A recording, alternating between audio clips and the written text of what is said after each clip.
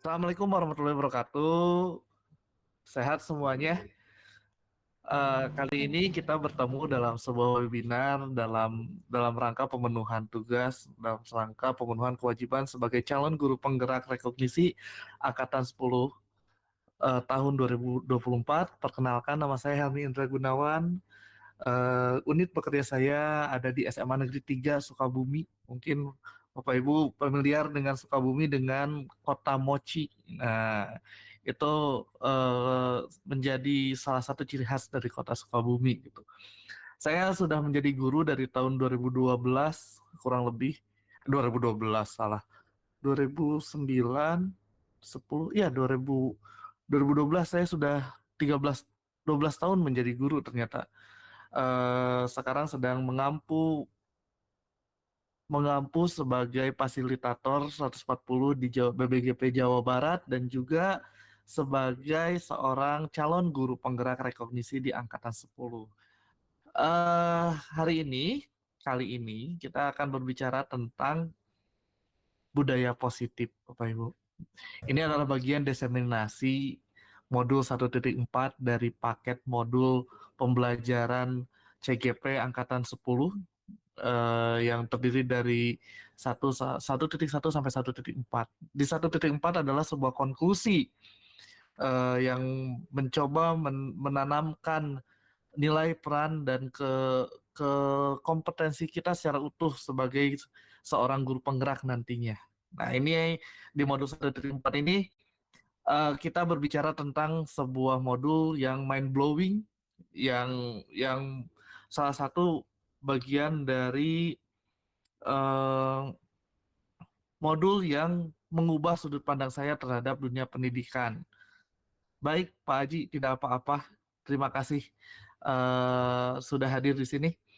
Nah, Bapak Ibu, hi, let's talk about positive habit. Gitu. Judulnya kayak gitu sekarang. Mari kita berbicara tentang positive habit. Apa sih positive habit itu? Bapak Ibu, kita mulai dulu dengan kenapa? Kenapa kita harus mengubah paradigma kita? eh, Kenapa kita berbicara tentang budaya positif? Ya, kita tahu bahwa sekolah adalah tempat pembentukan karakter. Jadi, di mana budaya positif itu perlu diciptakan dalam pembentukan karakter murid. Bukan berarti apa yang kita lakukan sebelumnya di sekolah kita itu menghasilkan karakter murid yang tidak baik. Akan tetapi, banyak di antara kita yang mendidik di sekolah dengan cara yang kurang tepat. Oleh karena itu, pendidikan guru penggerak hadir dalam rangka untuk memperbaiki, menyempurnakan hal-hal yang sudah dilakukan dalam dunia pendidikan kita, Bapak Ibu.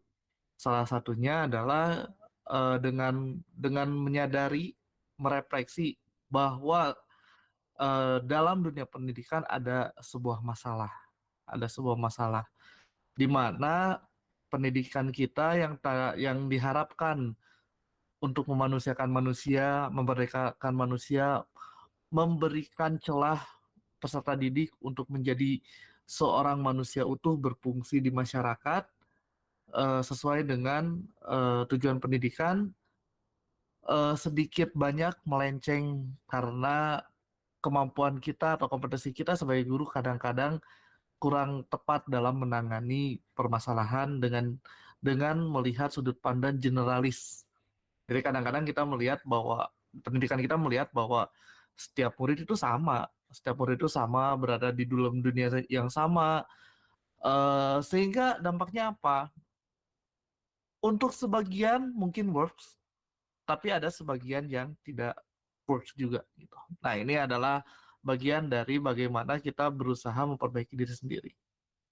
Nah, eh, untuk membangun budaya positif, sekolah perlu menyediakan lingkungan yang positif, aman, dan nyaman agar murid mampu berpikir, bertindak, dan mencipta dengan merdeka, mandiri, dan bertanggung jawab. Nah, salah satu strategi yang perlu ditinjau ulang adalah bentuk disiplin yang dijalankan di sekolah-sekolah kita. Setuju nggak? Ada pengalaman tentang disiplin Bapak Ibu, boleh sorry. Boleh ada yang mau berbicara tentang pengalaman pendisiplinan? Silahkan raise hand lalu open mic-nya. Boleh Ibu Ika? Ibu Ika, adakah pengalaman dalam pendisiplinan yang menurut Ibu kurang tepat? Oke. Eh, Kalau saya sebenarnya punya prinsip untuk sampai di tahap tegas itu pasti lewat tahap tega gitu ya Pak. Oke, oh itu Ya, menarik. Terus, tinggal oke, tambahin S aja gitu. Soalnya oh hampir iya, setiap hari kita kalau ketemu siswa yang tidak disiplin entah dari waktu, berpakaiannya, kemudian perilakunya yang lain-lain terkait pembelajaran gitu, pasti mereka akan punya 1001 alasan gitu dan terkadang alasannya itu bikin nggak tega juga gitu. Ada yang tidak disiplin waktu misalkan di sekolah, dia terlambat datang gitu. Setelah ditelusur memang karena pada malam harinya pulang sekolah sampai malam hari itu dia harus kerja keras gitu untuk memenuhi sendiri kebutuhan hidupnya. Karena sekarang anak-anak zonasi gitu ya, walaupun saya di pusat iya, masih SMA Negeri 1 masih ada murid oke, yang seperti itu gitu.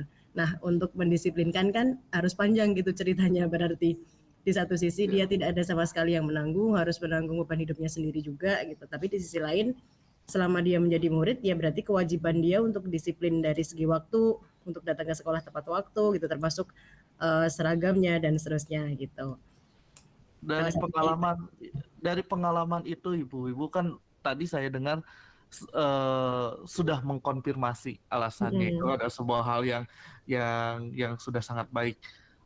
Tegasnya seperti apa, Bu? Tegasnya.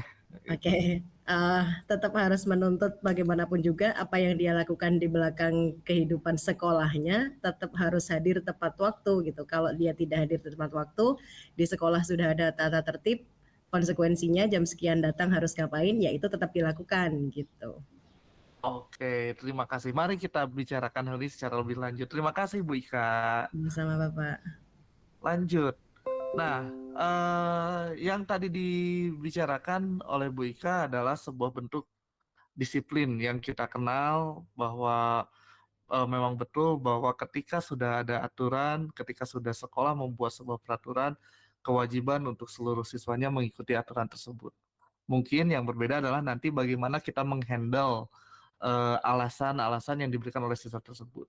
Nah, itu yang akan kita bahas, Bapak Ibu, selama kurang lebih 1 jam ini. Di modul 1.4 budaya positif, yaitu kita akan mulai dengan perubahan paradigma belajar, teori kontrol, disiplin positif, keyakinan kelas, kebutuhan dasar manusia, motivasi perilaku manusia, posisi kontrol manusia, dan segitiga restitusi. Nah, eh, tadi ketika mendengar kata disiplin, yang ada di benak saya adalah yang namanya disiplin itu seperti kata kata Ibu Ika tadi bahwa disiplin itu harus melewati kata tega sebelum tegas. Ketika saya berbicara tentang disiplin, ketika hal itu dibicarakan hampir tiap Senin mendominasi upacara ketika saya bersekolah, disiplin itu pasti berkaitan dengan hal yang tidak menyenangkan. Gitu.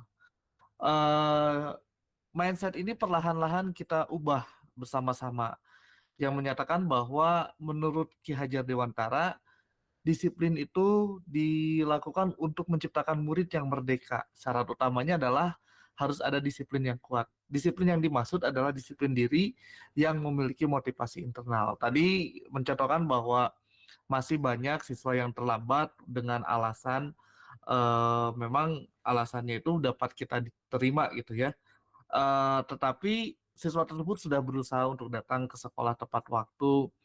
Eh, yang jadi perbedaan adalah motivasi untuk mereka tetap datang tepat waktu, tidak lagi didorong oleh rasa takut, tidak lagi didorong oleh rasa khawatir ketika tidak masuk itu disebabkan oleh eh,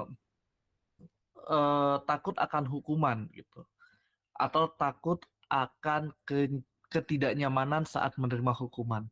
Di sini diharapkan timbul motivasi internal, di mana dengan motivasi internal diharapkan siswa tersebut eh, merasa ketika dia tidak sesuai dengan aturan, dia itu tahu dia itu salah, bukan lagi karena takut kena hukuman.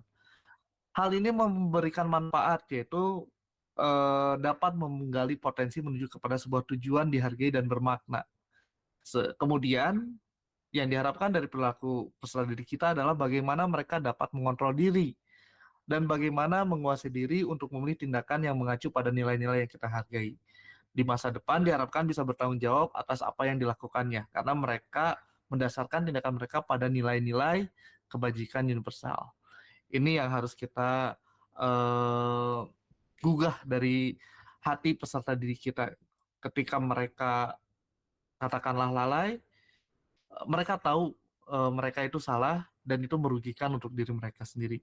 Hal ini adalah pembentukan karakter yang baik sehingga tidak lagi menjadi akhirnya karena takut, karena tidak ingin dihukum, atau datang pagi-pagi hanya ingin mendapatkan pujian seperti itu. Sehingga motivasi yang muncul adalah motivasi yang berasal dari dirinya sendiri.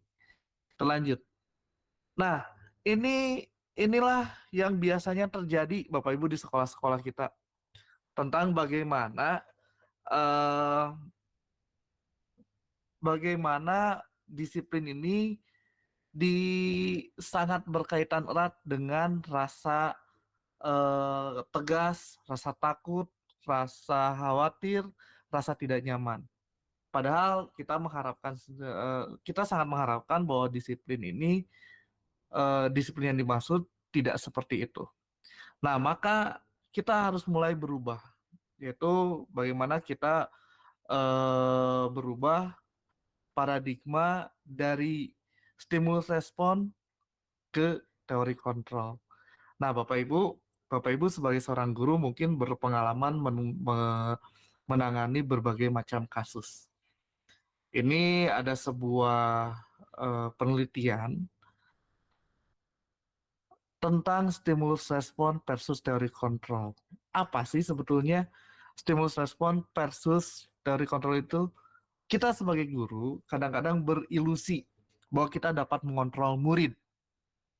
Mengontrol murid seperti apa? Ya, kita tahu bahwa murid yang tidak sesuai dengan harapan kita, kita dapat dengan katakanlah ancaman. Nanti kamu nilainya ibu kasih di bawah KKM, bapak kasih di bawah KKM.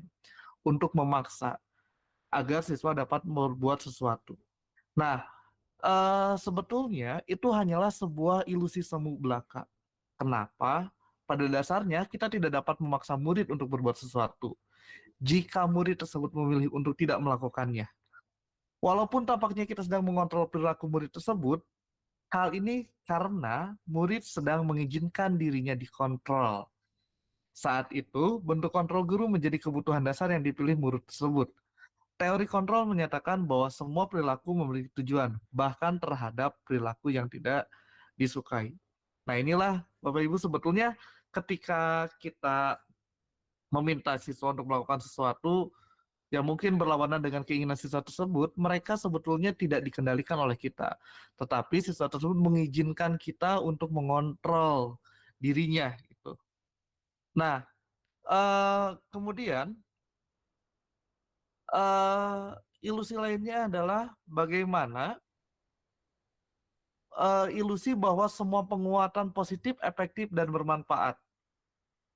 Selain tadi kita berbicara tentang bahwa siswa diberikan ancaman agar menurut, agar mengikuti, terus ada ilusi lagi bahwa semua penguatan positif, efektif, dan bermanfaat. Penguatan positif atau bujukan adalah bentuk-bentuk kontrol segala usaha untuk mempengaruhi murid agar mengulangi suatu perilaku tertentu adalah suatu usaha untuk mengontrol murid tersebut. Dalam jangka waktu tertentu, kemungkinan murid tersebut akan menyadarinya dan mencoba untuk menolak bujukan kita. Nah, atau bisa jadi murid tersebut menjadi tergantung pada pendapat guru yang berusaha. Nah, ini ada juga nih bahwa kadang-kadang kita eh, mengadakan pendekatan kepada siswa melalui penguatan positif, kata-kata motivasi yang tidak bermakna, kemudian bujukan-bujukan yang pada saat itu terlihat oke gitu di mata mata siswa tersebut. sehingga siswa tersebut atau peserta didik tersebut mengikuti apa yang kita harapkan. Akan tetapi sebetulnya Bapak Ibu, hal tersebut tidak selamanya seperti itu. Kenapa? Karena bisa saja emosi, perasaan, kemudian keinginan dari peserta didik kita itu berlawanan dengan penguatan positif yang kita berikan. Tapi mereka menurut saja gitu. Bisa jadi tersebut malah jadi tergantung pada pendapat kita kalau terus-terusan diberikan stimulus penguatan positif gitu ya. Nanti siswa tersebut akan kalau mau ngapa-ngapain nanya dulu. Kalau mau melakukan itu, oh kita coba deh, kita kita lihat dulu, tanya dulu boleh nggak gitu. Nah, jadi akhirnya apa? Menciptakan peserta didik yang tidak mandiri. Nah, selanjutnya adalah ilusi bahwa kritik dan membuat orang merasa bersalah dapat menguatkan karakter. Nah, ini nih, ini adalah salah satu paradigma yang sangat saya tentang. Kenapa? Bahwa ilusi kita memberikan kritik atau sindiran kepada siswa melalui oh bagus sekali ya kamu datangnya sangat pagi padahal datangnya jam 9 pagi gitu ya. Itu membuat orang merasa bersalah itu dapat menguatkan karakter. Menggunakan kritik dan rasa bersalah untuk mengontrol murid menuju pada identitas yang gagal. Karena mereka belajar untuk merasa buruk tentang diri mereka. Mereka mengembangkan dialog diri yang negatif dan kadangkala sulit bagi guru untuk mengidentifikasi bahwa mereka melakukan perilaku ini karena seringkali guru cukup menggunakan suara halus untuk mencapaikan pesan negatif. Nah, pesan negatif yang disampaikan secara halus itu dapat berdampak luar biasa terhadap kepercayaan diri peserta didik kita. Apalagi hal tersebut dilakukan di depan teman-temannya. Karena apa? Karena yang harus kita sadari adalah bahwa peserta didik kita itu adalah seorang manusia yang memiliki perasaan. Jangan-jangan dia di kelasnya lagi ada gebetan atau mungkin ada yang disukai. Jadi akhirnya ketika kita memberikan sindiran, memberikan kritik, membuat dia merasa bersalah agar menguatkan karakter, justru itu dapat berlaku menjadi hal yang berlawanan dengan apa yang kita harapkan. Karena mungkin bisa saja apa yang dia rasakan itu menimbulkan antipati terhadap apa yang kita katakan. Jadi kita penting dalam melihat, merefleksi seorang peserta didik kita sebagai manusia.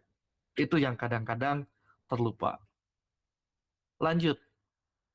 Ilusi lain adalah orang dewasa memiliki hak untuk memaksa. Nah, ini yang saya katakan bahwa saya mempercayai satu buah nilai. Di mana nilai yang saya percaya adalah kita harus menghargai setiap individu, entah itu lebih muda, entah lebih apa memiliki eh, usia yang lebih tua ataupun sama dengan status sosial yang berbeda. Saya yakin bahwa kita harus melakukan eh, orang-orang tersebut dengan rasa hormat yang sama. Kenapa saya berpikir seperti ini? Ketika kita berbicara dengan anak kecil, dengan anak atau orang yang lebih muda dari saya, eh, kadang-kadang ada perasaan bahwa saya itu bisa lebih tahu dari dia karena pengalaman hidup saya lebih lama, gitu istilahnya. Sehingga menyepelekan. Padahal tidak jarang bahwa banyak hal yang dapat kita pelajari dari individu-individu yang lebih muda. Contoh misalnya ketika berbicara tentang perkembangan teknologi. Kita sebagai orang dewasa merasa tahu segalanya. Tapi ketika kita melihat anak-anak sekarang sudah di umur belasan di umur belasan tahun sudah bisa coding, sudah bisa programming robot. Saya umur 12 tahun masih main tajos, masih main kelereng gitu kan. Sekarang anak-anak sekarang sudah itu. Itu bukti bahwa eh, eh, perbedaan umur tidak membuat kita memiliki hak untuk memaksa karena eh, yang lebih muda itu adalah seorang individu yang sama manusia seperti kita gitu. Jadi banyak orang dewasa yang percaya bahwa mereka memiliki tanggung jawab untuk murid-murid berbuat hal-hal tertentu. Apapun yang dilakukan dapat diterima selama ada sebuah kemajuan berdasarkan sebuah pengukuran kinerja. Pada saat itu pula orang dewasa akan menyadari bahwa perilaku memaksa tidak akan efektif untuk jangka waktu panjang dan sebuah hubungan perusahaan akan terbentuk. Jadi ketika kita melihat peserta didik kita tidak sebagai individu yang kita hormati, kita akan memaksa orang melakukan sesuatu yang kadang mungkin itu dapat tidak sesuai dengan atau tidak sejalan dengan apa yang peserta didik tersebut harapkan.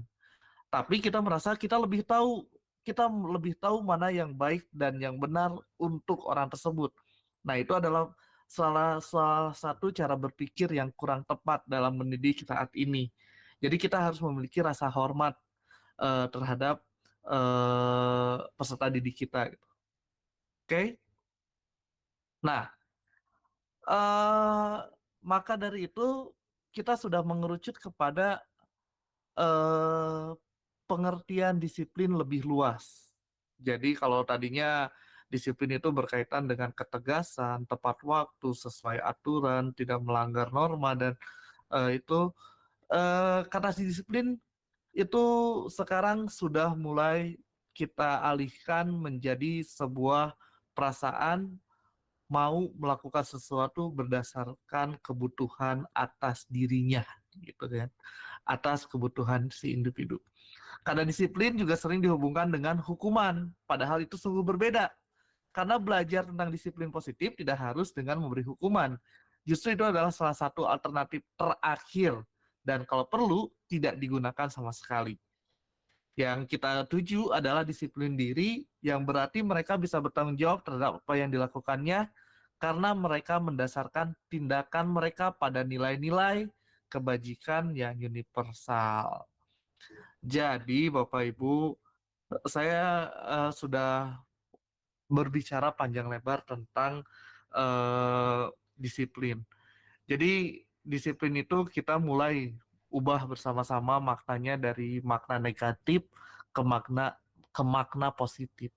Karena kalau kita membiarkan disiplin itu selalu menjadi berkaitan erat dengan hukuman, akhirnya kita tidak mendidik peserta didik kita menjadi seorang individu yang mandiri, menjadi seorang individu yang merdeka dalam berpikir dan melakukan segala hal. Akan tetapi kita harus memiliki benchmark. Benchmark yang dimaksud adalah sebuah nilai-nilai yang dipegang oleh siswa kita itu harus berdasarkan kebajikan universal. Di mana kebajikan universal sendiri adalah nilai-nilai kalau saya me, me, apa, me, menginterpretasikan kebajikan universal adalah suatu hal yang tidak merugikan orang lain dan bermanfaat untuk diri kita. Jadi ketika selama hal itu bermanfaat, kemudian tidak merugikan orang lain, ya itu adalah sebuah kebajikan gitu. Nah, selanjutnya eh, dalam penerapan disiplin positif ini, Diana Gosen dalam bukunya Restructuring School Discipline menyatakan ada 3 alasan motivasi perilaku manusia. Yang pertama adalah untuk menghindari ketidaknyamanan atau hukuman. Yang kedua, untuk mendapatkan imbalan atau penghargaan orang lain. Yang ketiga adalah untuk menjadi orang yang mereka inginkan dan menghargai diri sendiri dengan nilai-nilai yang mereka percaya. Nah, menurut Ibu nih, saya ingin bertanya ke eh, Ibu Puji deh, Ibu Puji. Ibu Puji, oh sepertinya sudah. Miss Glo deh, Miss Glo. Miss Glo, Ya, Pak. ya menurut Ibu nih, dari 3 motivasi perilaku manusia ini, mana yang terbaik? 1, 2, atau 3? Dan alasannya kenapa?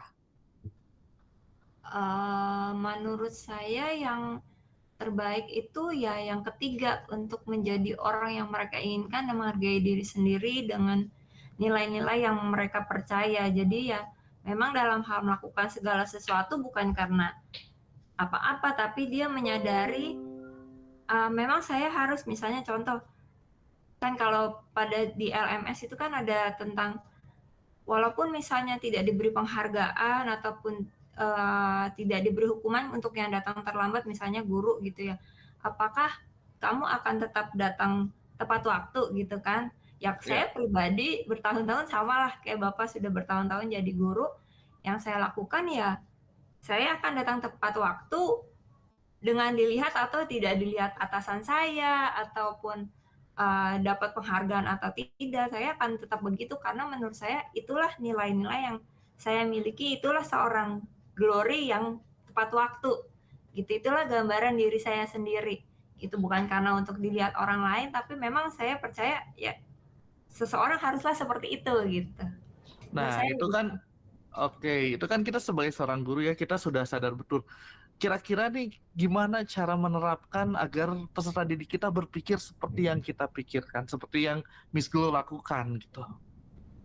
Memang kalau agak sulit sih Pak sebenarnya ya. Kan saya juga kemarin mau bikin video yang tentang restitusi itu, yang pertama oke udah dibuat, and then yang kedua itu kebetulan ada kejadian beneran nih. Oke. Ada Lanjut gimana kejadian tuh? beneran, anaknya terlambat, ya udah sekalian aja deh divideoin. Ternyata saat saya coba melakukan step restitusi, nggak tektok gitu. Jadi Tidak sebenarnya sesuai dengan skenario ya? emang nggak skenario kan, ini memang ini Ya, maksudnya kejadian kita kan beneran. kita membayangkan suatu hal, Oh ya, skenario kan di pikiran kita, ternyata respon anak itu kadang-kadang tidak sesuai dengan yang kita harapkan. Terus apa iya yang Miss betul. Glo lakukan? Iya betul. Memang ya kita tetap harus mengarahkan dia gitu ya, supaya bisa berpikir kalau kamu itu terlambat itu merugikan diri sendiri gitu kan. Kemarin kan Iya. persoalannya terlambat gitu, mereka ditanya ada nggak pihak yang dirugikan nih dari kamu terlambat, dia bilang nggak ada. Itulah menariknya manusia, Bu. Iya, loh kamu Itulah. datang ke sekolah kan kamu jadinya terlambat ikut pelajaran gitu kan, 1 jam pelajaran kamu terlewat, memang kamu nggak merasa rugi? Baru dia berpikir, "Oh iya saya rugi," gitu. Awalnya dia berpikir tidak tidak Iya. merasa rugi apa-apa gitu, tapi memang tugas kita sebagai guru ya harus membuka pikiran mereka gitu ya, tentang ya hal-hal seperti itu. Tapi ketika hal tersebut dilakukan oleh ibu secara berkali-kali, itu namanya pembiasaan. Dan nanti ketika pembiasaan itu berulang menjadi sebuah konsistensi, nanti akhirnya apa? Akhirnya lambat laun peserta didik pun akan paham apa yang kita lakukan gitu. Iya. Walaupun mungkin awalnya oh kayak gini, tapi jangan sampai terjebak kayak gini. Mereka tahu alur kita. Oh iya. Mereka tahu alur kita. Oh nanti kita pasti akan dibikin gini nih. Oh, nanti iyain aja, nanti juga akan terlewati. Nah itu yang kita dinamiknya itu harus tetap berjalan secara natural gitu. Makanya saya mendorong untuk mengadakan sebuah treatment itu tidak berdasarkan template. Urutannya itu jangan selalu seperti itu gitu. Sesuaikan saja dengan keadaan. Nah, itu nanti kita akan bahas di terakhir. Tapi saya pikir saya setuju dengan Miss Glo bahwa untuk menjadi orang yang katakanlah orang yang baik gitu ya, adalah bagaimana kita menjadi seseorang yang melakukan sesuatu atas apa yang kita inginkan, apa yang kita percayai bahwa hal itu baik untuk diri kita, bukan berdasarkan takut dimarahi atasan, takut mendapat cap jelek dari rekan sejawat misalnya. Nah itulah yang harus kita coba terapkan kepada peserta didik kita, bahwa mereka mau datang ke kelas itu benar-benar pure willingly untuk mengikuti kegiatan pembelajaran kita, bukan karena takut tidak diberi nilai. Dan ini memang kata-kata yang sangat mudah diucapkan, tetapi perlu pembelajaran atau perlu pembiasaan yang panjang. Karena kita pun saya merasa sebagai manusia mulai melakukan sesuatu berdasarkan nilai yang saya percaya itu mungkin setelah dewasa. Dan jangan lupa peserta dari kita itu dari dari tingkat SD, SMP, SMA. Di SMA itu mereka baru memasuki fase dewasa awal. Sehingga apa yang harus dilakukan oleh kita sebagai seorang pendidik adalah paving the way gitu, menyiapkan jalannya gitu. Mereka itu ini loh, kamu dikasih rambu-rambu, kamu bisa melakukan ini, kamu bisa melakukan itu dengan pembiasaan-pembiasaan seperti itu. Nanti ketika dia grown up gitu ya, fully adult, functional adult gitu ya, mereka tidak kaget dengan dunia dewasa itu. Oh, ternyata apa yang dikatakan oleh Miss Glo, oleh saya, oleh pendidiknya gitu, ini mungkin yang dimaksud. Walaupun pada saat menjadi peserta didik kita, ya mungkin mereka tidak merasakan manfaat hal tersebut. Tapi nanti mereka akan merasakan hal tersebut ketika sudah masuk ke tahap functionally adult. Jadi sebagai seorang dewasa yang sepenuhnya. Kita lanjutkan. Nah, ini ada apa? Ada sebuah pemaparan tentang bagaimana manusia berperilaku. Yang satu itu untuk menghindari ketidaknyamanan atau hukuman. Ini adalah tingkat terendah dari motivasi perilaku manusia. Biasanya orang yang motivasi perilakunya untuk menghindari hukuman atau ketidaknyamanan akan bertanya, apa yang akan terjadi apabila saya tidak melakukannya? Sebenarnya mereka sedang menghindari permasalahan yang mungkin muncul dan berpengaruh pada mereka secara fisik, psikologis, maupun tidak terpenuhinya kebutuhan mereka bila mereka tidak melakukan tindakan tersebut. Jadi di tahap ini ya kita pembiasaannya memang eh, motivasinya karena takut hukuman. Tapi apakah semuanya baik atau semuanya buruk? Sebetulnya tidak. Eh, Tiga motivasi ini dilakukan secara bertahap kalau saya lihat. Kalau saya merefleksi tentang konsekuensi dan hukuman takut ketidaknyamanan itu memang akan berjalan secara berurutan. Tadinya seperti itu, kemudian akan berubah menjadi mendapatkan imbalan atau penghargaan orang lain. Yang tadinya takut hukuman, merasa tidak dihukum, mereka ingin motivasi lagi nih. Yaitu satu tingkat di atas motivasi yang pertama adalah orang berperilaku untuk mendapatkan imbalan atau penghargaan dari orang lain. Orang dengan motivasi ini akan bertanya, apa yang akan saya dapatkan apabila saya melakukannya? Mereka melakukan sebuah tindakan untuk mendapatkan pujian dari orang lain yang menurut mereka penting dan mereka letakkan dalam dunia berkualitas mereka. Mereka juga melakukan sesuatu untuk mendapatkan hadiah, pengakuan, dan imbalan. Eh, Ibu-ibu ada yang anaknya masih TK nggak? Atau pernah melewati TK gitu kan? Mungkin saya pernah, kebetulan anak saya baru 3 tahun, tetapi saya memiliki keponakan yang sudah melalui TK, sekarang ada di kelas di SD dan ada satu yang SMA. Waktu itu musim sekali pemberian bintang. Jadi dulu itu ada tuh masa di mana setiap anak misalnya bisa menghafal surat Anas dapat bintang 1. Bahkan bintangnya saya lihat yang kepada saya digambar di tangannya pakai spidol. Pulang-pulang dia dengan bangga menunjukkan, lihat kakak mendapatkan bintang karena hari ini kakak bisa menghafalkan surat Anas misalnya seperti itu ya. Sekilas memang itu sebuah hal yang biasa, pemberian hal eh, bintang itu. Yang jadi tidak biasa adalah ketika ternyata pemberian reward seperti itu menimbulkan persaingan yang tidak sehat dan rasa tidak percaya diri bagi eh, anak-anak didik lainnya. Jadi ada yang merasa bahwa oh, yang diberi penghargaan itu orang keren, orang hebat. Saya enggak, saya itu lebih kurang keren dibanding mereka, kurang bagus dibanding dia gitu. Karena apa? Yang namanya penghargaan jarang sekali diapresiasi seluruh peserta didik secara adil. Kadang-kadang hanya hanya peserta didik tertentu gitu. Nah, ternyata secara psikologis itu dapat membangun karakteristik yang ketika di kelas dilakukan seperti itu, ternyata dapat menimbulkan rasa persaingan tidak sehat. Dan persaingan tidak sehat ini apa yang terjadi kesananya adalah bagaimana kasus bully terjadi. Persaingan tidak sehat ini disebabkan ada inferioritas dan superioritas. Jadi orang yang merasa lebih baik daripada teman-temannya ini melakukan praktek-praktek yang tidak menyenangkan untuk teman-temannya. Dan ini bisa berjalan secara sistemik dari mulai taman kanak-kanak sampai ke tingkat SMA karena pembiasaan-pembiasaan yang kurang tepat. Oleh karena itu sekarang mulai dikoreksi.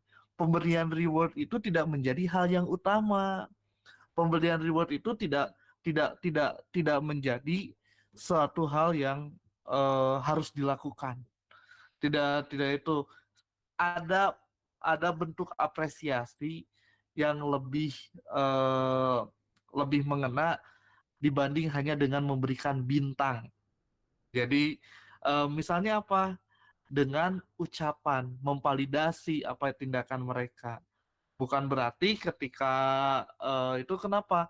Kalau bentuknya fisik gitu ya, bentuknya sebuah apresiasi fisik, itu nanti akan timbul persaingan gitu. Nah, itu diharapkan dengan mengapresiasi secara verbal dan mengakomodir atau mengakomodasi perasaannya itu dapat diharapkan bisa memperbaiki kegiatan. Bu Ika ada yang disampaikan silakan. Spontan tadi, Pak. Mumpung keingetan tadi langsung kepikiran. Oke. Kalau reward berupa barang nanti menimbulkan persaingan gitu kan. Terus lebih disarankan untuk kata-kata buat memvalidasi sikap mereka gitu. Tapi terkadang beberapa kejadian kalau cuman kita puji misalkan bagus, keren gitu, lama-kelamaan mereka akan palingan cuman dipuji doang. Justru begitu. Malah mengharapkan dapat sesuatu yang emang kelihatan konkret gitu. Gimana dong, Pak? Kalau menurut Ibu gimana? Sebaiknya. Kalau saya, Bu,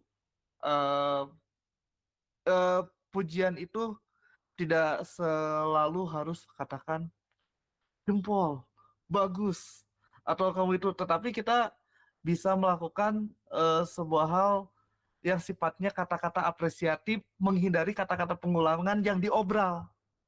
Jadi ketika kita tidak mengobral, bukan berarti kita pelit pujian ya, akan tetapi kita minimal kalau memberikan pujian itu ini memang tidak bisa apple to apple ya, karena setiap pendidik itu mendidik dengan rentang umur yang berbeda. Ini treatmentnya akan berbeda. Tapi pengalaman saya sebagai seorang guru SMA dan SMK, saya itu merasa ketika memberikan apresiasi itu memang tidak terlalu sering, sehingga apa yang terjadi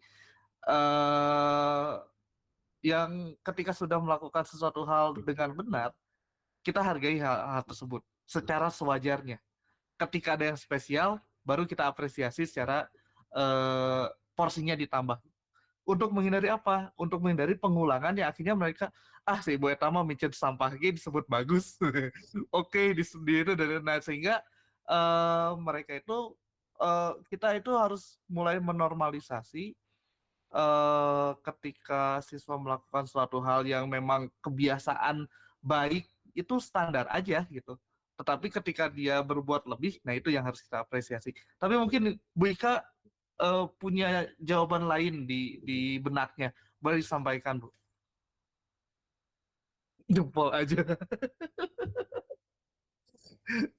Boleh, Bu, tidak setuju juga. Kita kita sedang berbagi. Ini juga akan menambah pandangan kita terhadap punishment and reward, ilusi punishment and reward gitu, Bu. Mungkin ada di antara ibu-ibu yang mau berpendapat, silahkan dibuka. Bu Puji tadi sudah lihat-lihatan terus ini. Coba Bu Puji boleh dibuka mic-nya. Yang berada di kelompok Pak Helmi, maupun yang sedang melakukan kegiatan mandiri Iya. suara ibu, bapak, dan peserta didik tentang di kegiatan membaca imbalan terbimbing dan juga juga harus penghargaan terdengar ya Pak jelas. Tetapi Iya. terhadap jangan murid. sampai mengganggu peserta didik Iya. yang bekerja Sebenarnya tugas ini pagi. konsep yang pernah Ibu saya dan bapak guru bisa gunakan juga menghentikan waktu kegiatan awal-awal membaca mengajar terbimbing di sejenak loh, sekolah jika gitu ada kan, peserta dimana didik saya di kelompok melihat besar yang sedang sebenarnya saya tidak mencontoh fokus. juga kepada guru yang Apa lain yang gitu. kalian Waktu itu sampai tanyakan? saya lihat Coba ada guru dengarkan yang lagunya dulu. khusus Apa yang banget kalian beli tanyakan coklat dari gambar? ketika Perintah. anak itu bisa jawab pertanyaan atau bisa dapat nilai 100 pertama gitu kan. Akhirnya saya contoh pada saat itu. Cuma saya ketika itu melakukan beberapa kali ada seperti Jangan lupa untuk membuat kesepakatan bersama beberapa kali dengan melihat peserta siswa yang didik lain tuh agar merasa karena kan kegiatan yang dapat pintar itu kan berlangsung dia dengan lagi, efektif. jadi yang dapat coklat kan Seperti dia lagi gitu mengangkat kan ya. tangan ketika Terus saya ingin merasa bertanya, kok jadi kayak dan ngerasa saya cuma bagaimana ngasih dia peserta doang didik gitu kan, harus gak ada perkembangan mendengarkan ke yang ketika lain. guru Akhirnya saya atau berhentikan peserta lah didik itu lain sedang konsep berbicara. kasih penghargaan. Jadi Selamat lebih pagi kepada anak-anak. kalau untuk sekarang ini Pagi ini kita akan membaca terbimbing ya nggak bersama-sama. pakai konsep itu Sebelum lagi, dan kita mulai kenyataannya membaca, ternyata ada pas di beberapa modul hal yang harus 1.4 kita ini ya sepakati luar biasa. bersama-sama. Ternyata Nanti memang konsep saat itu kita salah satu membaca, yang lalu kalau kalian bisa ingin jangan sampai bertanya, terlalu tolong vulgar lah angkat untuk tangan. dilakukan Selain gitu. itu, Kalaupun memang nanti kita saat mau ada teman-teman melakukannya kalian sebagai membaca, kalian apresiasi harus yang memang dia mendengarkan. lakukan lebih daripada yang Terakhir, lain, mungkin itu dalam sebelum bentuk memulai kegiatan, porsi yang lain ibu dan dan bapak tidak guru dapat ditampakkan di depan umum memperagakan sebagai bagaimana cara rasa menggunakan kita buku bangga sama bacaan dia yang secara akan pribadi gitu digunakan. kan, tapi tidak membuat Seperti yang cara lain meletakkan buku dalam em, posisi datar di atas jadi meja. Merasa merasa inferior gitu ya. iya, jadi Peserta didik dapat oh membuka ternyata dia setiap gini, Iya. saya halaman gini ya sesuai gitu kan. dengan Jadi instruksi Iya. membuat ibu anak dan yang lain bapak guru. jadinya kurang semangat juga. Justru harapan kita Iya. kan tadinya ketika kita memberikan apresiasi ke satu anak, Salah yang lain ibu jadi dan bapak tersemangatkan. guru Tapi dapat ternyata lakukan dalam kalau melakukan kalau manajemen misalkan atau itu ukurannya pengetahuan hanya untuk dari pembelajaran intelektualitas, sedangkan setiap orang itu Bagaimana beda-beda ibu cara dan bapak guru kognitifnya tidak gitu kan, sulit akhirnya ya hanya mengerjakannya? menimbulkan Ternyata semakin merendahlah anak-anak yang kelas secara Oh, kognitif itu kurang. itu keren Bu, betul. Jadi kadang-kadang kita hanya memuji, mengapresiasi di satu dimensi gitu ya. Padahal mungkin sudah tersebut suaranya bagus, punya bakat lain, gambarnya bagus, atau kadang-kadang kita melihat siswa yang senangnya coret-coret di papan tulis ngabisin spidol gitu. Padahal itu emang passionnya gitu kan. Kadang-kadang ini anak siapa sih yang coret-coret di papan tulis terus gitu kan. Terus yang ketika kita mengajar, tentu yang level kognitif yang lebih tinggi yang akan mendapat apresiasi dari kita. Dan ketika diulang-ulang, saya setuju dengan perkataan Bu Puji, membuat anak lain justru semakin tidak termotivasi. Malah jadinya, saya udah aja deh sama dia aja. Ketika ada yang nanya, dia lagi. Ketika ada jawab, dia lagi. Nantinya jadi itu berulang-ulang sehingga hal tersebut membuat suasana pembelajaran di kelas malah tidak seperti yang diharapkan. Good point Bu Puji, terima kasih insight-nya. Ibu Pebi, silahkan Ibu Pebi. Terima kasih Pak Helpi. Oke. Ini menarik sekali ya waktu saya membaca materi tentang imbalan ya, penghargaan atau imbalan untuk orang lain.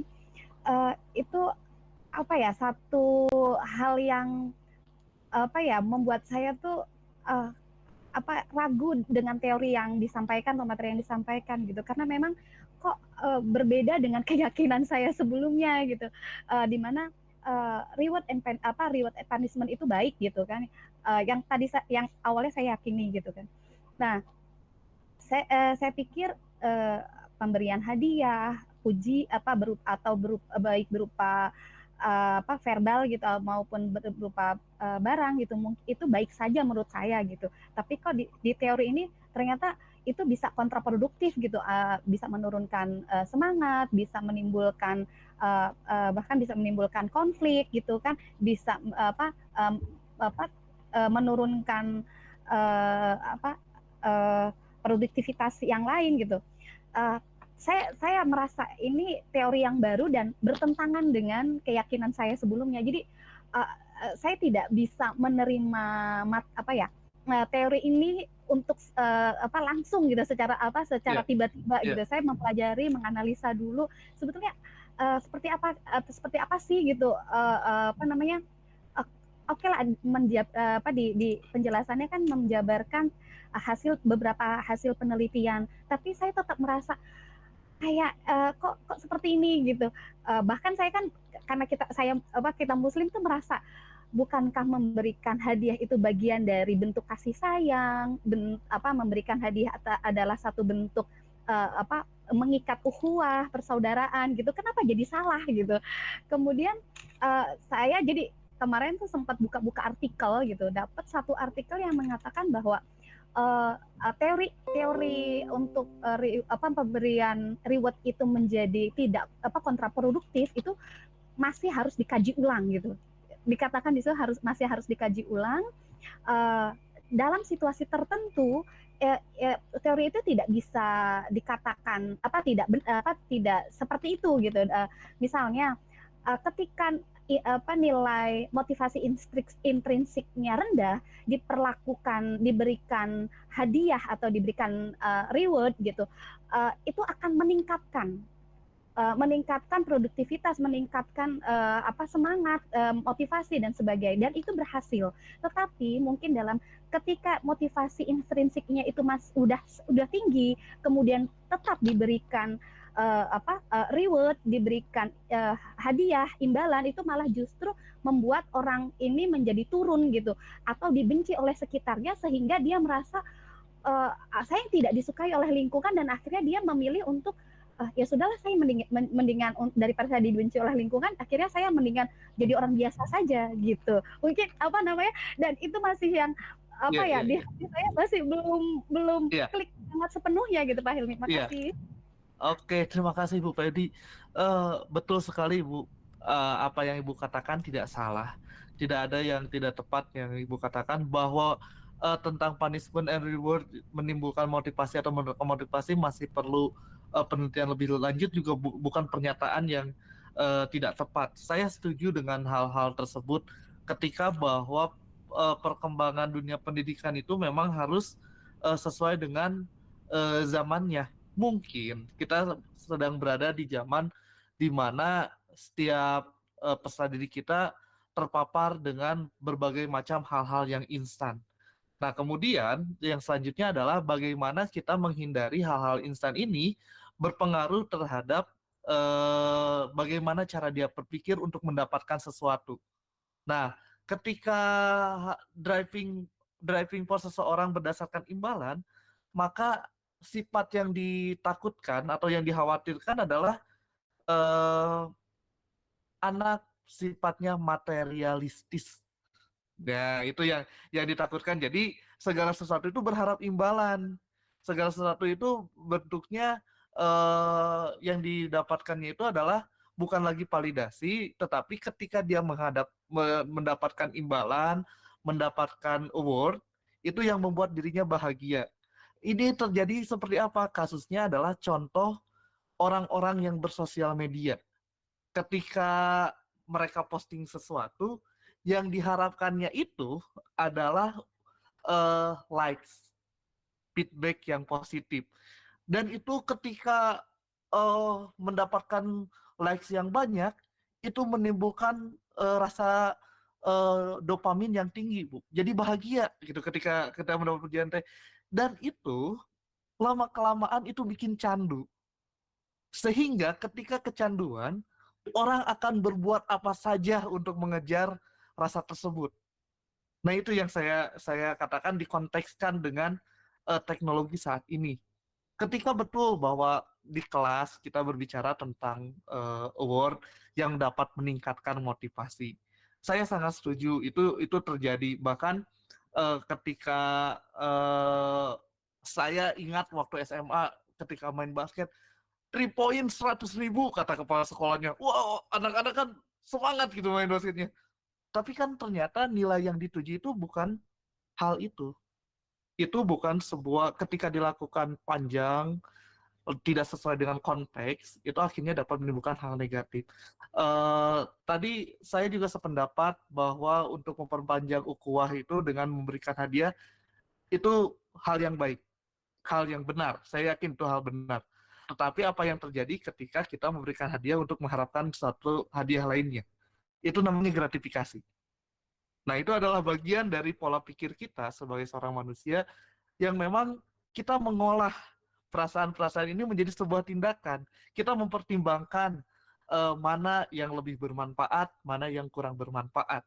Sehingga kita memilih apa yang paling kita yakini bahwa hal itu bermanfaat untuk kita, dan kalau sebagai guru adalah bermanfaat untuk peserta didik.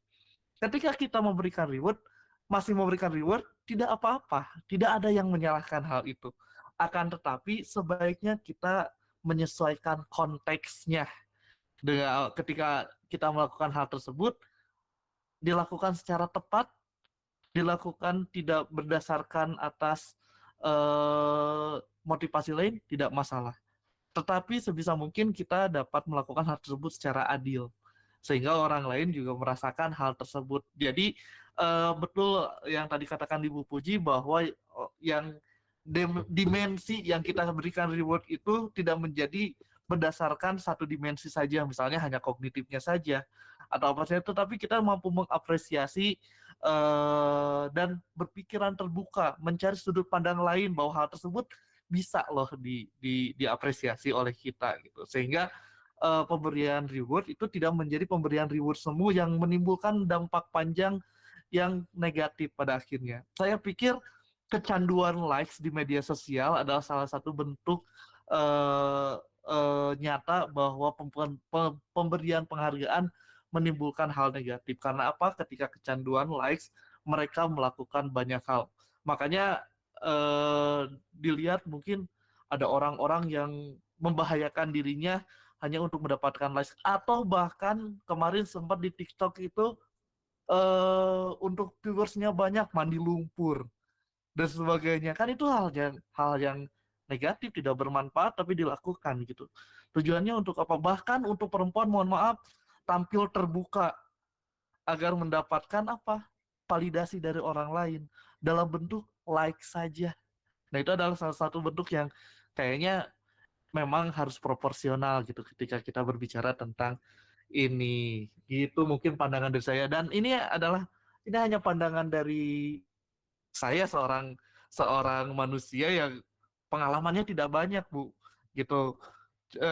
Dan mungkin ada yang memiliki pengalaman, tapi kalau menurut apa yang saya pelajari, apa yang kita pelajari bersama, memang ini kita tidak harus langsung belok, karena ketika belok radikal apa yang terjadi? Terpelanting.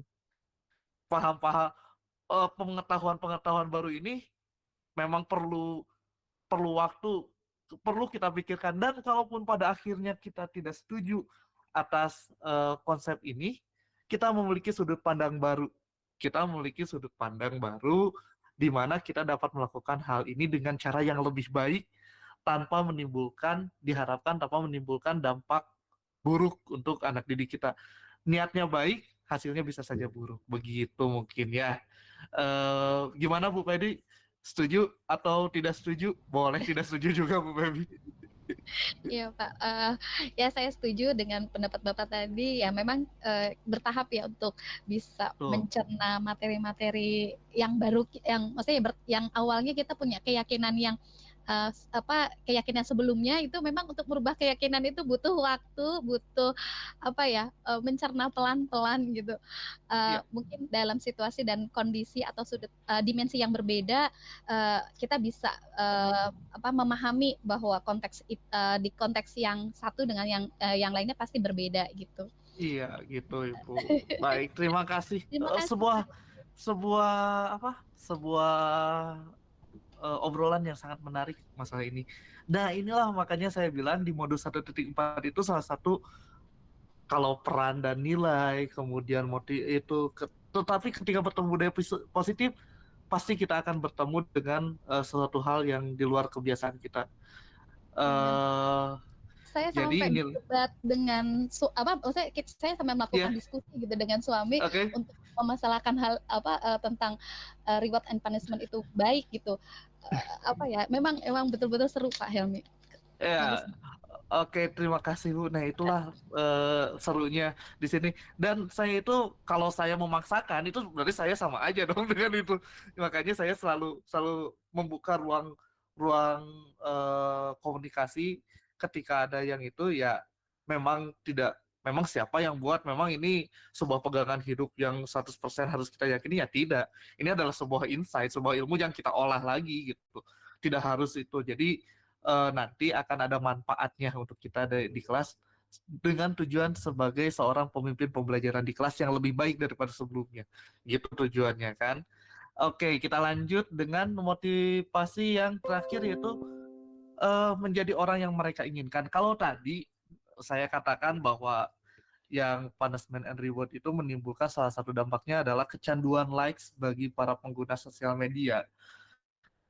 Diharapkan bahwa sosial media itu hanya menjadi platform aktualisasi diri, jika dikontekskan dalam itu ya, bukan lagi panen likes. Ketika tidak ada likes menimbulkan rasa sedih, ketika viewernya kurang sehingga sedih, ya hanya bagian dari dokumentasi yang ingin dibagi. Ingat mungkin Bapak Ibu-ibu ingat mungkin dengan identitas gunung es, kita hanya menunjukkan apa yang orang ingin lihat. Karena sebagian lagi sebagian personality kita itu tertutup oleh katakanlah oleh lautan gitu. Yang muncul itu seperti personalitas gunung es, hanya orang-orang yang ingin lihat, kemudian personalitas yang kita izinkan orang lain untuk melihat diri kita, dan beberapa mungkin gunung es ini berbeda jika kita berada dalam lingkungan yang kita percayai. Nah, si identitas gunung es ini direpresentasikan dalam bentuk penyajian kita sebagai seorang manusia di hadapan manusia lainnya. Kadang-kadang mungkin dengan istri kita bisa bicara apa, dengan rekan kerja kita batasi topik pembicaraan kita, dengan orang lain kita batasi lagi pembicaraan kita, sehingga orang lain dapat menilai, oh Pak Helmi itu orangnya seperti ini, tapi mungkin menurut sudut pandang orang lain yang sudah kenal dekat, oh Pak Helmi itu orangnya seperti ini.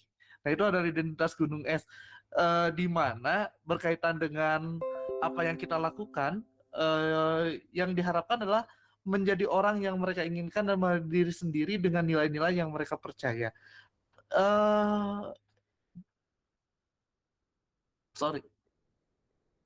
Jadi yang diharapkan adalah tidak lagi berdasarkan itu. Kita melakukan segala satu hal adalah berdasarkan apa yang kita yakini, bukan apa yang mereka ekspektasikan terhadap kita. Kemudian dengan hal ini kita dapat menjadi diri sendiri dan memiliki karakter yang kuat. Kalau istilah saya sering katakan itu banyak, salah satu pesan yang saya ingat dari almarhum bapak saya adalah tongka bawa kuno sakaba-kaba. Itu seperti tuh biasa dah saya itu. Ternyata setelah dilakukan, kata terbawa sakaba-kaba itu dilanjutkan oleh almarhum bapak saya itu, saya bilangnya kayak gini, kalau kamu tuh punya tujuan, ketika kamu memiliki tujuan yang sama dengan teman-teman kamu, jalan berbarengan silahkan. Tetapi ketika tujuan kamu berbeda, kamu harus berani untuk jalan sendiri. Di hal yang sederhana, saya lapar, tapi teman-teman saya nggak mau ke kantin. Masa saya harus menahan lapar sampai teman saya mau ke kantin? Nah, itu adalah bagaimana menunjukkan seseorang punya karakter atau tidak. Begitupun dengan bagaimana kita melakukan segala sesuatu hal ketika kita memiliki nilai yang dituju, orang lain melakukan apapun, kita akan terhindar melakukan hal tersebut. Katakanlah kasus yang saya pernah alami ini di sekolahan saya sebelumnya. Sekolah saya mengadakan remedial. Saya orang yang paling tidak suka dengan istilah remedial, harus mengganti remedial tersebut dengan suatu barang. Saya tidak ingin seperti itu. Kalau anaknya tidak layak untuk mendapatkan nilai yang bagus, kenapa harus dipaksa untuk melakukan hal itu? Saya remedial sudah dilakukan bertahap, dan di akhir pada saat pengukuhan nilai masih kurang, guru lain melakukan remedial dengan cara mengumpulkan sesuatu, kadang-kadang di luar konteks. Saya merasa bahwa itu tidak mendidik dan saya tidak mau melakukan hal itu. Apa yang terjadi, saya membiarkan nilai-nilai yang di bawah KKM, ya saya akan tetap diberikan di bawah nilai KKM. Dampaknya apa? Ketika saya menjadi wali kelas, ada 7 siswa saja yang tidak saya naikkan. dengan alasan yang jelas, dengan alasan yang tepat, saya menyampaikan hal tersebut ke orang tuanya. Saya sebagai wali kelas tidak menaikkan 7 orang dengan dengan alasannya itu. Saya ingat salah satu wali murid saya ternyata dia adalah bapaknya seorang tentara, Bu. Aduh, saya gimana nih? Tapi saya percaya bahwa nilai ini tidak bisa ditawar lagi gitu. Saya merasa bahwa kebablasan kalau rasanya setiap siswa harus naik dengan standar dengan tidak sesuai dengan keadaan yang ada gitu ya. Kebetulan saya dihadapkan dengan seorang orang tua siswa TNI. TNI kan kadang-kadang tegas, serem gitu ya kalau ketemu, apalagi saya waktu itu ngajarnya di SMK dan saya guru honorer waktu itu. Apa yang terjadi? Saya obrolkan secara perlahan alasannya seperti itu, bahwa potensi anak kalau di sekolah di sini dilanjutkan akan bahaya karena pergaulannya gini, tidak masuk ke kelas, guru lain tidak mendengar. Dan akhirnya beliau itu eh, tanpa diduga ternyata dengan pendekatan persuasif dia menerima bahwa anaknya memang tidak layak naik dan akan dipindahkan ke kampung tempat dia bertugas untuk dididik bersama dengan dia ditugaskan gitu ya. Dia tadinya disimpan di Sukabumi, dia tugasnya di mana? Di bawah akhirnya namanya Agil kalau tidak salah itu. Dan 2 atau 3 tahun yang lalu dia ngechat di Facebook, "Pak, saya sudah jadi tentara," katanya. Kalau waktu itu Bapak menaikkan saya, mungkin saya tidak menjadi saya seperti hari ini. Karena apa? Saya dididik lebih baik di tempat saya tinggal. Nah, itu adalah salah satu bukti bahwa nilai yang kita percaya itu dapat mengubah sebuah keadaan dan menimbulkan perubahan positif untuk peserta didik kita. Dan itu adalah salah satu hal memang seperti itu. Asal kita objektif. Jangan jangan melakukan hal tersebut berdasarkan perasaan-perasaan subjektif gitu. Dan yang lainnya bagaimana? Mereka mampu lulus, ada yang akhirnya dipesantrenkan, kemudian ada laporan, "Pak, saya sudah lulus, saya berkuliah di sana." Terus kemudian ada juga yang pindah ke sekolah lain dan berubah gitunya, dia akhirnya lulus. Dan alhamdulillah dari 7 murid yang tidak dinaikkan itu semua selesai sekolahnya, tamat sekolahnya.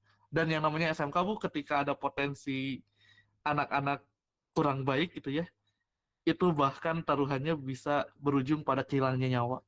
Itu soalnya pasti Miss Lo relate dengan hal ini nih. Kalau masa itu, karena apa? Kalau dibiarkan nanti akan semakin mahiwal, akan semakin jadi gitu. Jadi ketika kita potensinya bisa diredam, ya kenapa tidak? Nah, itu adalah berkaitan dengan motivasi ketika saya melakukan sesuatu bukan berdasarkan nilai-nilai yang dipaksakan orang lain untuk saya percaya. Saya memiliki nilai kebajikan universal yang saya percaya sendiri, itu dapat menimbulkan dampak yang luar biasa. Nah, ini diharapkan dari peserta didik kita agar peserta didik kita itu mandiri, tidak mudah dipengaruhi dan melakukan sesuatu itu tidak berdasarkan atas hal-hal yang tadi disebutkan gitu. Ini dalam pembentukan karakter itu sangat penting. Nah, hal ini kita jantawahkan dalam bentuk keyakinan kelas. Kenapa keyakinan kelas? Mengapa tidak peraturan kelas saja? Ya, karena mengapa kita memiliki peraturan tentang penggunaan helm pada saat mengendarai kendaraan roda 2 motor? Nah, ini kita sudah berbicara bahwa hal ini sudah sering terjadi, bahwa kita melakukan sesuatu untuk mengikuti aturan, padahal aturan itu dibuat untuk keselamatan kita gitu ya. Dan ini justru akhirnya lebih seringnya kita memakai helm karena takut polisi. Nah, ketika tidak ada polisi nih, tidak pakai helm, ternyata ketika tidak pakai helm malah celaka. Nah, itu sudah celaka kan, siapa yang rugi gitu. Padahal yang ditujukan adalah keselamatan. Nilai-nilai keselamatan atau kesehatan nilai yang kita sebut sebagai suatu keyakinan, yaitu nilai-nilai kebajikan atau prinsip universal yang disepakati bersama-sama. Menurut Gosen, suatu keyakinan akan lebih memotivasi seseorang dari dalam atau memotivasi secara intrinsik. Seseorang akan lebih tergerak dan bersemangat untuk menjalankan keyakinannya daripada hanya sekedar mengikuti serangkaian peraturan. Murid pun demikian, mereka perlu mendengarkan dan mendalami tentang suatu keyakinan daripada hanya mendengarkan. Siap, Bu Miss Glo, daripada hanya mendalami tentang suatu keyakinan, daripada hanya mendengarkan peraturan-peraturan yang mengatur mereka harus berlaku begini atau begitu. Jadi harus diyakini. Nah, keyakinan ini kita sampaikan dalam bentuk sebuah diskusi, di mana keyakinan kelas bersifat lebih baik, kemudian keyakinan kelas berupa pernyataan-pernyataan universal, pernyataan keyakinan kelas diisi dengan nilai-nilai positif. Ketika kita mengadakan ruang komunikasi dengan siswa kita, akhirnya apa? Akhirnya adalah kita mendapatkan kesepakatan, bukan lagi satu arah gitu. Dan karena tahu manfaatnya, dengan penyampaian yang tepat, dengan kata-kata yang positif, dapat membuat siswa kita lebih baik lagi. Berdasarkan apa? Ya tetap berdasarkan kebutuhan dasar, 5 kebutuhan dasar manusia, yaitu bertahan hidup, cinta kasih sayang, penguasaan, kebutuhan rasa kemampuan, kebebasan, kebutuhan akan pilihan, dan kesenangan untuk kebutuhan untuk merasa senang. Nah, ini selanjutnya kita berbicara tentang 5 posisi kontrol. Dalam mendorong siswa kita untuk menjalankan aturan, ada sebuah istilah yang digunakan, yaitu 5 posisi kontrol, di mana sebagai guru kita selalu ingin membuat siswa kita melakukan keyakinan yang sudah disepakati.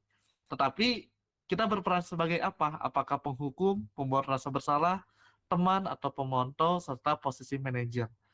Yang diharapkan dari seorang guru, seorang pendidik, adalah kita berada di posisi manajer. Apa saja 5 posisi kontrol itu?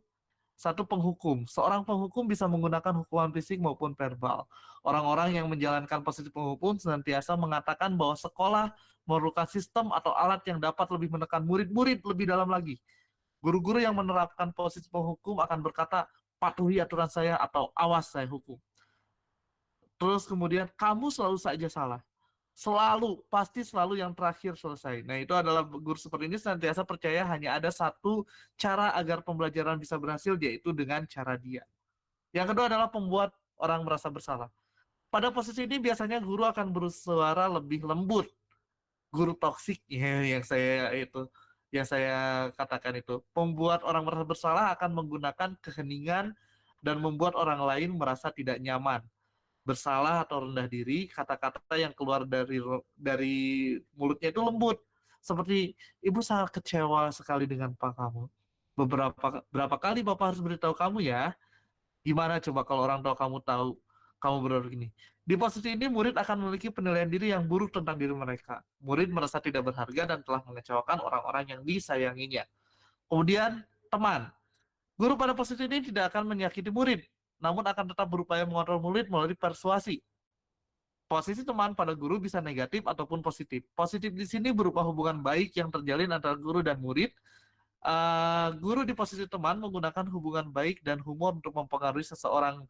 Mereka akan berkata, ayo bantulah demi Bapak ya, atau tidak bantuan Bapak ini. Ayo ingat tidak bantuan Bapak selama ini. Gitu. Ya sudah, kali ini tidak apa-apa, nanti ibu bantu bereskan. Hal negatif dari posisi teman adalah bila suatu saat guru tersebut tidak membantu, maka murid akan kecewa dan berkata, saya pikir Bapak teman saya. Kemudian murid merasa dikecewakan dan tidak mau lagi berusaha. Hal lain yang mungkin timbul adalah murid hanya akan bertindak untuk guru tertentu dan tidak untuk guru lainnya. Murid akan bergantung pada guru tersebut. Memonitor, yang posisi berikutnya adalah sebagai pemantau. Pemantau atau memonitor berarti mengawasi. Pada saat kita mengawasi, kita bertanggung jawab atas perilaku orang-orang yang kita awasi. Posisi pemantau berdasarkan pada peraturan dan konsekuensi dengan menggunakan sanksi atau konsekuensi. Kita dapat memisahkan hubungan pribadi dengan murid sebagai seseorang yang menjalankan posisi pemantau. Jadi kalau dikatakan pemantau itu adalah salah satu posisi guru yang netral sebetulnya. Tetapi kita memiliki data ketika kita akan bertindak atau melakukan treatment tertentu terhadap peserta didik tersebut. Posisi ini akan menggunakan stiker slip catatan, daftar cek, dan sebagainya. Posisi monitor sendiri berawal dari teori stimulus respon yang menunjukkan tanggung jawab guru dalam mengontrol murid. Nah, yang terakhir adalah manajer. adalah posisi mentor di mana guru berbuat sesuatu bersama dengan murid, mempersilahkan murid mempertanggungjawabkan perilakunya, mendukung murid agar dapat menemukan solusi dan permasalahannya sendiri. Seseorang manajer telah memiliki keterampilan di posisi teman, dan pemantau. Dan dengan demikian bisa jadi di waktu tertentu kembali pada dua posisi tersebut bila diperlukan. Nah, ini kan yang kita bicarakan ya tentang posisi kontrol ini di studi kasus sebagai apa, dan mungkin dari pengalaman Ibu, mungkin saya kayaknya sebagai seorang penghukum deh, karena saya melakukan ini, oh saya pernah juga melakukan sebagai pembawa rasa bersalah, oh saya juga sebagai seorang pengatur. Jadi sebetulnya karakter yang dimaksud adalah karakter dominan yang muncul gitu loh. Jadi kalau tidak dominan ya berarti bukan itu karakternya. Nah selanjutnya bagaimana jika ada siswa atau peserta didik yang melakukan hal-hal yang di luar keyakinan yang sudah disepakati bersama. Nah, inilah masuk segitiga restitusi. Segitiga restitusi adalah sebuah treatment yang dilakukan oleh kita terhadap peserta didik kita yang melakukan hal yang di luar keyakinan yang telah disepakati, tanpa membuat siswa tersebut merasa buruk atas dirinya. Dengan cara apa? Yaitu menanyakan keyakinan kelas, menstabilkan identitas dengan memvalidasi kesalahannya, dan lalu berbicara tentang resolusi yang akan dilakukan ke depannya agar tidak terjadi seperti itu lagi. Nah, saya kemarin sudah melakukan skenario praktek segitiga restitusi. Respon murid saya seperti ini, Bapak Ibu. Nah, Pak, Bapak boleh tanya, tadi kan saya akan playkan.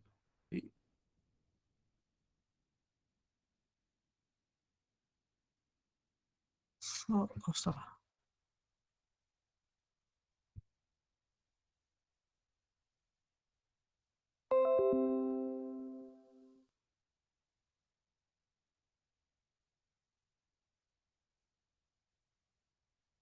Tadi kan kita sudah sebuah praktek segitiga restitusi. Itu namanya segitiga restitusi, di mana dalam program guru penggerak itu kita didorong untuk ketika ada siswa yang melakukan kesalahan, kita tidak jump into conclusion gitu. Kita tidak langsung menjudge bahwa yang salah itu memang siswanya. Jadi kita membuka ruang komunikasi agar siswa dapat mengeluarkan perasaannya gitu, sehingga kita bisa memperbaiki keadaan dan menyediakan pelayanan pendidikan yang lebih baik. Menurut Dama nih, apabila semua guru melakukan hal tersebut, apakah menurut Dama itu hal yang positif atau hal yang negatif? Menurut saya pribadi itu sangat baik sih Pak, sangat positif juga, di mana guru itu memvalidasi emosi kita terlebih dahulu. Jadi dia tidak menjudge dengan satu pihak, yang dimana dia menyalahkan murid itu tuh tidak terjadi pada saat sesi konsultasi tersebut. Dan kita di sini divalidasi emosi perasaannya, ditanyakan dulu apa yang terjadi pada hari itu, dan guru pun tidak bertanya langsung dan menyalahkan seperti kamu kenapa kabur kemarin, tidak seperti itu, tapi komunikasinya dengan cara yang baik, dengan cara yang dimana membuat murid tersebut dapat terbuka secara luas kepada guru. Oke, terima kasih Dama.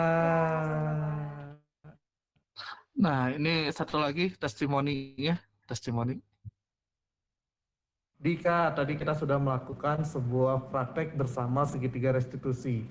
Tadi itu adalah usaha guru untuk meng-cross check, karena saya yakin bahwa setiap peserta didik ketika melakukan sesuatu itu pasti ada alasannya, bukan sekonyong-konyong melakukan hal tersebut secara random gitu. Nah, dengan treatment tadi menurut Dika, apakah hal itu hal yang bagus, dan bagaimana perasaan Dika jika Dika melakukan kesalahan dan dilakukan treatment dengan pendekatan segitiga restitusi? Saya merasa treatment yang tadi dilakukan itu bagus. Saya juga merasa perasaan saya dihargai karena membicarakannya di luar jam pelajaran sekolah. Saya merasa treatment tadi itu bisa efektif agar siswa tidak mengulangi kesalahan yang sama, karena treatment tersebut juga bisa membuat siswa jera melakukan kesalahan. Oke, terima kasih ya Dika. Nah, itu adalah sebuah testimoni yang tidak di-script. ternyata di sekolah saya pun masih ada guru-guru yang mentreatment siswa atau memposisikan diri sebagai seorang penghukum tanpa memvalidasi. Dan itu terjadi di kesiswaannya. Padahal diseminasi ini sudah dilakukan berkali-kali. Dan itu bukan hal yang, maksud saya bukan hal yang sepenuhnya buruk gitu ya. Akan tetapi akan lebih baik jika kesiswaan itu sebagai garda terdepan yang berkomunikasi dengan BK itu dapat melakukan treatment yang lebih baik. Nah, kita sudah berada di akhir webinar ini, Bapak Ibu. Jadi dari apa yang telah kita lakukan bersama-sama, kita pelajari bersama-sama.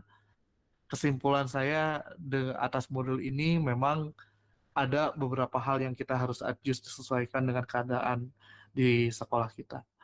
Kemudian berikutnya adalah bagaimana kita menerapkan hal ini secara proporsional dan bagaimana hal ini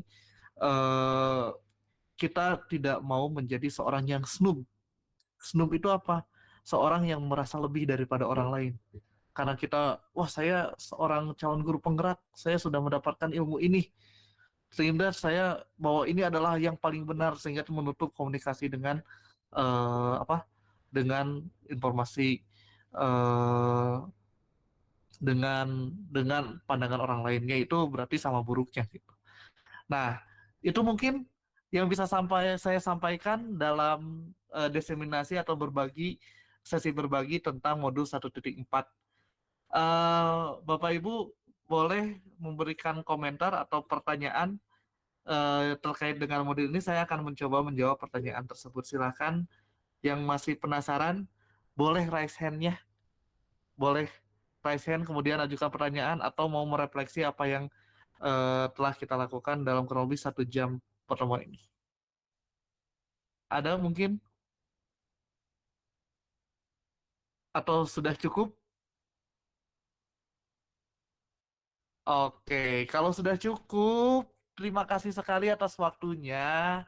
Sudah berbincang tadi selama proses berbagi ini. Terima kasih sudah meluangkan waktu dan bergabung dalam virtual room ini. Saya akhiri kalau begitu.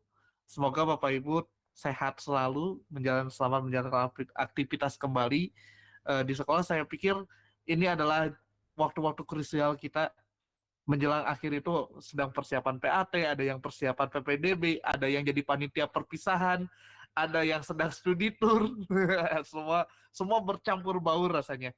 Terima kasih sekali lagi. Saya tutup sesi berbagi kali ini dengan perkataan alhamdulillah. Baik Ibu, saya akhiri webinar kali ini. Wassalamualaikum warahmatullahi wabarakatuh. Mohon maaf apabila ada kesalahannya. Waalaikumsalam warahmatullahi wabarakatuh. Oke.